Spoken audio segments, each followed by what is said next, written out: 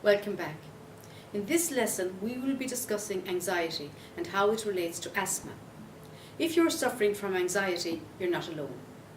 In recent years, it has been increasingly acknowledged that anxiety disorders are highly prevalent in the general adult population. Recent worldwide estimates indicate that a large number of people experience anxiety disorders on a continuing or reoccurring basis. In fact, complaints of anxiety are common among healthy individuals. It has been associated with numerous negative health consequences, such as absenteeism and decreased work productivity.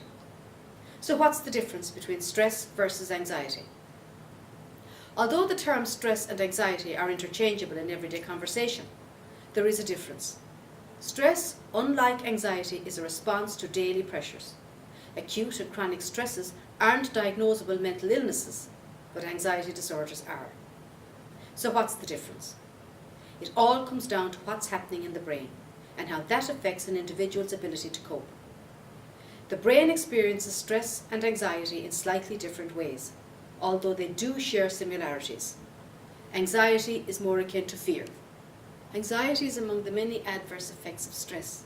It is the process during which a person becomes scared and apprehensive of what lays ahead, and that fear is significant enough to interfere with daily functioning and often manifests itself in physical problems like pain, dizziness, and panic attacks.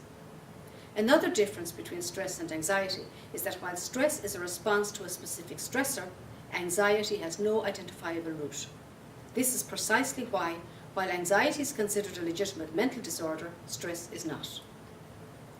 In order to be diagnosed with anxiety, symptoms must persist for a period of 6 months. This duration period prevents stress from being mistaken as anxiety. Stress typically goes away as the stressors disappear, while anxiety, with no identifiable root cause, tends to stick around longer and be more difficult to treat. Anyone who isn't sure about whether they are suffering from stress or anxiety should discuss their concerns with their doctor. Anxiety disorders are more common in asthmatics and have a considerable influence on asthma management because they influence symptom perception. Excessive anxiety about asthma symptoms can affect the person's response to an asthma attack. Anxiety related to asthma triggers can reduce the person's quality of life, and anxiety related to medical treatment can influence whether a person takes their medicine.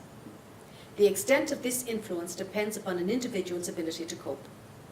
On the one hand, fear of asthma symptoms is responsible because this may motivate you to practice responsible asthma management. On the other hand, when anxieties are overwhelming or unfounded, adequate illness behaviour will be compromised. For example, an unfounded fear of side effects might seriously interfere with a person taking their medication and can therefore lead to increased asthma symptoms. If you are anxious about your asthma, speak to your doctor for reassurance and advice. You don't need to put up with asthma symptoms that are worrying you. It's important that you have your asthma reviewed to make sure your medicines are right for you and that you're taking them as and when you should. If you mistake your anxiety symptoms for asthma, it could mean that you take more asthma medicine than you need. Some people find that they have palpitations, trembling hands, or feel a bit nervy and on edge after repeated doses of their reliever inhaler. Symptoms like these could make you feel more anxious. Your doctor can suggest ways to cope with your anxiety by helping you to develop some techniques for dealing with it and may refer you for counselling. There's a lot of support available to help you deal with anxiety and a lot you can do to help yourself. Firstly, it is important that you look after yourself. You should keep an eye on your diet and avoid foods high in sugar and caffeine, which can increase nervous feelings. You should also avoid drinking too much alcohol. Also keep fit, as exercise has very positive benefits on anxiety. Try to do some exercise, even just going for a walk every day. You should build in some relaxation time, such as meditation or yoga. You could try alternative therapies. Massage and reflexology are relaxing treatments that benefit some people with anxiety. It's important that you take one step at a time. So for mild anxiety, even small actions like making a phone call to a friend, listening to some music, or doing something around the house can make you feel a little bit better. Try to think of something you like doing that you haven't done for a while. It's very important that you talk about how you feel. Counselling can help some people overcome their ongoing anxiety.